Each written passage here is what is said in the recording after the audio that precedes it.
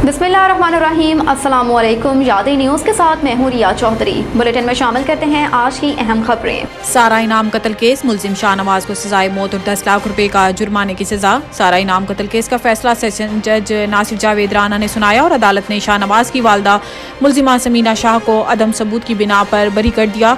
याद रहे कि सारा इनाम को इनके शोहर शाहनवाज ने 22 और 23 सितंबर 2022 की रात चक शहजाद के एक फार्म हाउस में सर पर जिम में इस्तेमाल होने वाले डिंपल मारकर कत्ल कर दिया था। सारा इनाम कत्ल केस की समाअत 1 साल से जायद हुई और 3 मुख्तलिफ जजेस ने केस समाअत की। सेशन जज नासिर जावेद राना से कबल एडिशनल एंड सेशन जज अता रबानी, सेशन जज आजम खान ने भी सारा इनाम कत्ल केस की समाअत की। शाहनवाज अमीर और इनकी वालदा समीना शाह पर 5 दिसंबर 2022 को फर्द जुर्म आयद हुई और 9 दिसंबर 2023 को अदालत ने केस का फैसला महफूज किया था। लाहौर हाई कोर्ट के हुक्म के बाद आरओज की तरबियत रोक दी गई। इलेक्शन कमीशन ने 4 सूबाई इलेक्शन कमिश्नर्स को मरासला कर दिया, जिसमें हदायत की गई है कि डीआरओज और आरओज की तरबियत रोक दी जाए। वाज़ेह रहे कि गुज़िश्ता रोज़ लाहौर हाई कोर्ट ने इलेक्शन कमीशन की जानिब से आम इंतखाबात एग्जेक्टिव से करवाने के नोटिफिकेशन को मुअत्तल कर दिया था। पाकिस्तान तहरीक इंसाफ की जानिब से दायर पंजाब इंतखाबात एग्जेक्टिव से करवाने के खिलाफ दायर दरखास्तों पर जस्टिस बाकिर नजफी ने 5 सफ़ात पर मुश्तमिल महफूज तहरीरी फैसला जारी किया। फैसले में जस्टिस बाकिर नजफी ने आम इंतखाबात एग्जेक्टिव से करवाने का इलेक्शन कमीशन का नोटिफिकेशन मुअत्तल किया और दरखास्तों पर लार्जर बेंच तश्कील देने की सिफारिश की।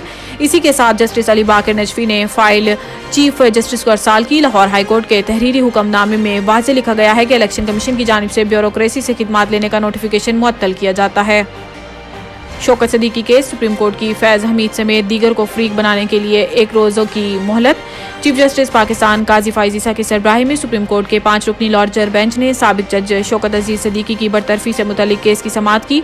Justice Aminuddin Khan, justice Jamal Mandokhel, justice Hasan Azhar Rizvi और जस्टिस इरफान सादत भी लार्जर बेंच में शामिल।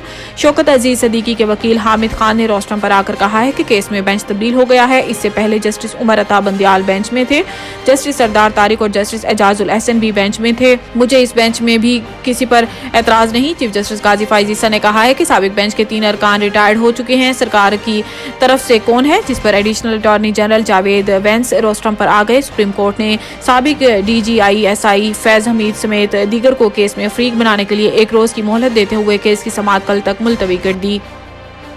अडियाला जेल में साइफर केस की समाअत इन कैमरा होगी। प्रोसिक्यूशन की दरखास्त मंजूर। खसूसी अदालत के जज अबुल इसनाद जुल्करनैन ने प्रोसिक्यूशन की दरखास्त पर समाअत की, जिसे प्रोसिक्यूशन ने सेक्शन 14A के तहत गुज़िश्ता रोज दायर किया था।